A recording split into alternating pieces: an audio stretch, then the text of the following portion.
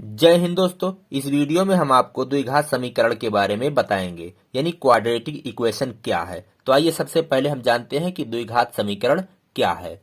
तो हम एक समीकरण यहाँ पे लिखते हैं, 2x square minus x minus 3 बराबर 0। अब यह एक समीकरण है, इसको आप गौर से देखिए। इसमें जो चर है, चर की अधिकतम घात कितनी है? चर की अधिकतम जो घात है वो 2 है। यहाँ देखिए चर क्या x है, यहाँ भी x है, तो चर की अधिकतम घात यहाँ कितनी है? 2 है। इसकी घात 1 छिपी है और यहाँ x घाते 0 छिपा हुआ है। x घाते 0 बराबर 1, तो 3 गुणे 1 बराबर 3। तो यहाँ जो चर है वो x है और चर की जो अधिकतम घात है वो कितनी है? 2 है। तो ऐसा समीकरण जिसके चर की अधिकतम घात 2 हो उसे द्विघात समीकरण कहा जाता है। तो आप समझ गए होंगे कि द्विघात समीकरण क्या है। द्विघात समीकरण को हम किस रूप में लिखते हैं? इसका मानक रूप जो है वो ये है, ax स्क्वायर प्लस या माइनस भी हो सकता है, bx प्लस या माइनस हो सकता है, c बराबर 0। a क्या है? एक्स स्क्वायर का गुणांक है। यहां लिख दें a एक्स स्क्वायर का गुणांक है। b क्या है? x का गुणांक है। और c क्या है? c अचर पद है। अचर पद यानी ये क्या है? एक संख्या है। तो आप समझ गए होंगे कि जो द्विघात समीकरण होता है वो इसी रूप में लिखा होता है। अब इसी तरह के और समीकरण हम यहाँ पे लिख देते हैं, जैसे 5x square minus 6x plus 7 बराबर 0। ये क्या है? ये भी एक द्विघात समीकरण है।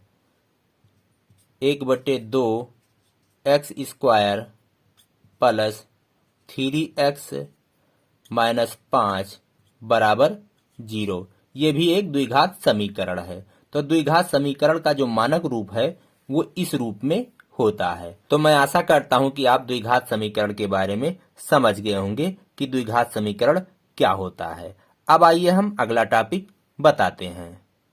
हमारा अगला टॉपिक है समीकरण के मूल या उसे हल कहते हैं। समीकरण के मूल या हल क्या होते हैं? जैसे समीकरण जो है 2x square minus x minus 3 बराबर 0। यह एक द्विघात समीकरण है।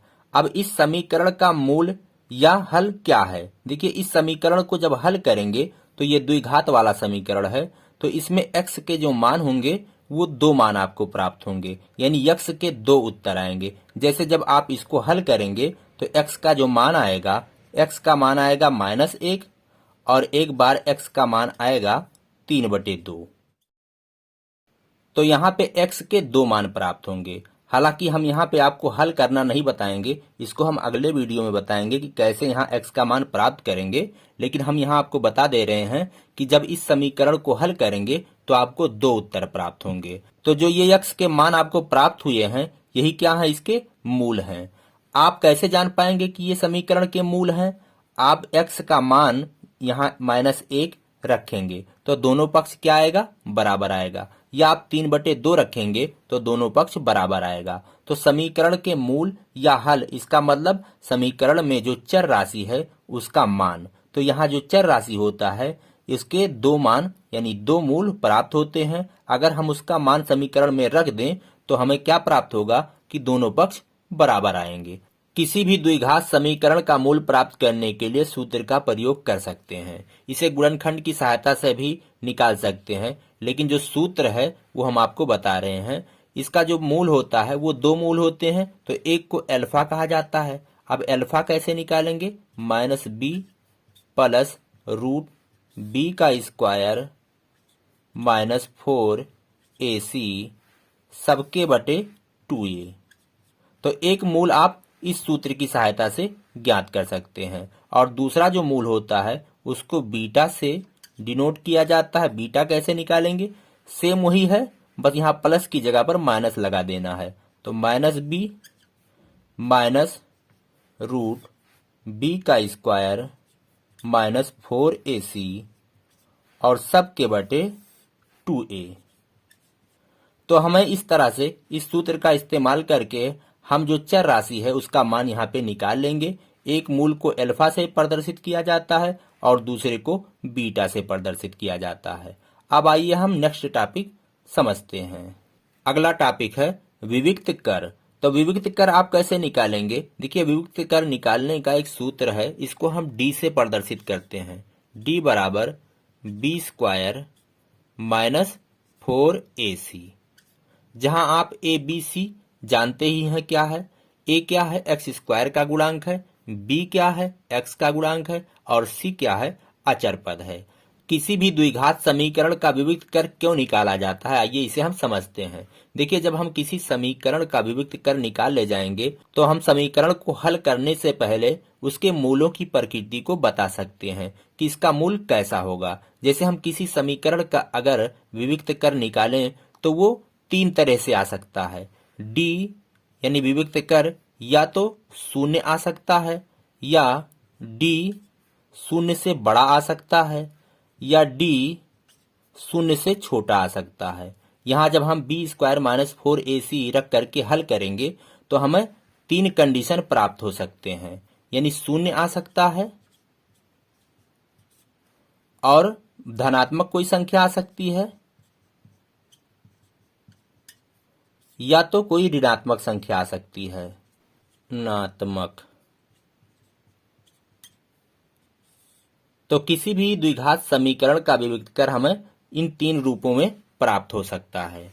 अगर d बराबर 0 आया, यानी विविक्त कर 0 आया, तो हम क्या समझ जाएंगे कि इसका जो मूल है वो क्या है? वास्तविक योम समान है, यानी जो इसके दोनों मूल हैं वो वास्तविक कोई वास्तविक संख्या है, वास्तविक संख्या योम समान है, यानी इसके जो दोनों मूल हैं वो एक कोई वास्तविक संख्या है और दोनों मूल के मान समान हैं, यानी एक ही तरह के दोनों मूल होंगे। अगर विविक्त कर बड़ा आया 0 से, यानी कोई धनात्मक संख्या आई, तो इसका मतलब क्या होगा? इसके जो मूल हैं वो वास्तविक हैं, लेकिन वो अलग अलग हैं। मूल वास्तविक है, मूल वास्तविक योम अलग अलग होंगे,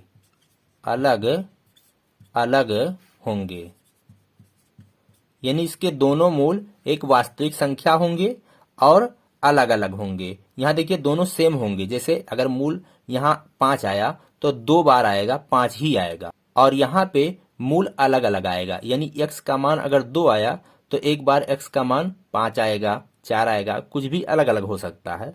और d अगर छोटा होगा 0 से, यानी d का मान ऋणात्मक अगर आएगा, तो इसका मतलब क्या होगा कि मूल काल्पनिक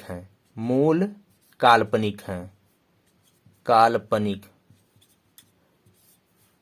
यानी हम मूल ज्ञात ही नहीं कर सकते हैं, मूल को ज्ञात करना संभव नहीं है। तो विविक्त कर क्या बताता है? मूलों की प्रकृति को बताता है। 3 कंडीशन है।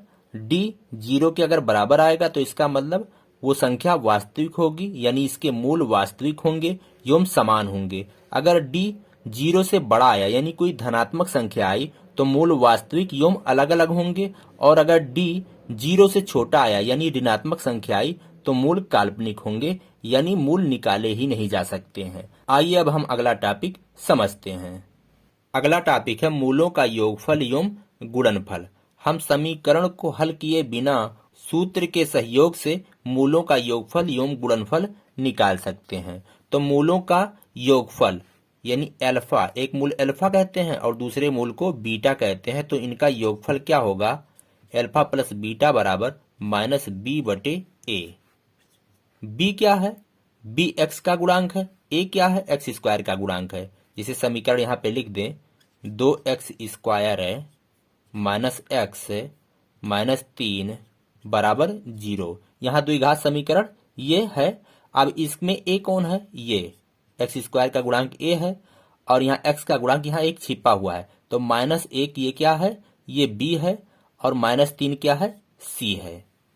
अब चलिए यहाँ आगे बढ़ते हैं। अगर मूलों का योगफल निकालना है तो क्या करेंगे, -b/a कर देंगे, बस हमें मूलों का योगफल प्राप्त हो जाएगा। और अगर मूलों का गुणनफल निकालना है यानी अल्फा इंटू बीटा, तो क्या करेंगे, c/a कर देंगे, यानी c में a से भाग कर देंगे, अचर पद में हम x² के गुणांक से भाग कर देंगे, बस हमें मूलों का गुणनफल प्राप्त हो जाएगा। तो मैं आशा करता हूं कि आप इतनी बात समझ गए होंगे। अब आइए अगला विषय हम देखते हैं क्या है। अगला विषय है द्विघात समीकरण बनाना जबकि उसके मूल दिए हुए हों। यानी आपको द्विघात समीकरण के दोनों मूल अल्फा और बीटा दे दिए जाएंगे और आपको समीकरण बनाना होगा। तो आप कैसे बनाएंगे, तो एक सूत्र है, उसके सहयोग से आप बना लेंगे। तो सूत्र क्या है, सूत्र है x² माइनस मूलों का योगफल। तो मूलों का योगफल हम इस तरह लिख देते हैं, अल्फा प्लस बीटा इतना x प्लस मूलों का गुणनफल। मूलों का गुणनफल कैसे लिखेंगे, अल्फा इंटू बीटा बराबर 0। अब जैसे यहाँ पे हम सवाल हल कर देते हैं, एक समीकरण बना के आपको दिखा देते हैं।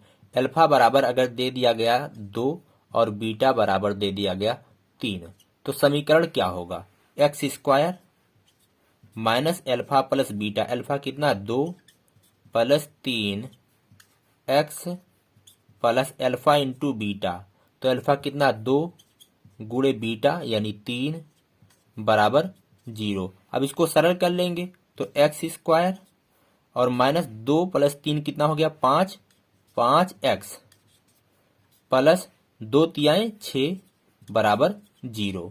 तो हमने यहाँ मूलों से क्या किया, समीकरण प्राप्त कर लिया। तो द्विघात समीकरण के मूल अगर ज्ञात हों तो आप समीकरण कैसे प्राप्त करेंगे, इस सूत्र के प्रयोग से आप द्विघात समीकरण हासिल कर सकते हैं। दोस्तों, मैं आशा करता हूं कि मेरा ये वीडियो आपके समझ में आया होगा। अगर आपको पसंद आया है तो आप लाइक करिए, शेयर करिए, हमारे चैनल ज्ञान का सागर को सब्सक्राइब करिए। हम मिलेंगे आपसे अगले वीडियो में।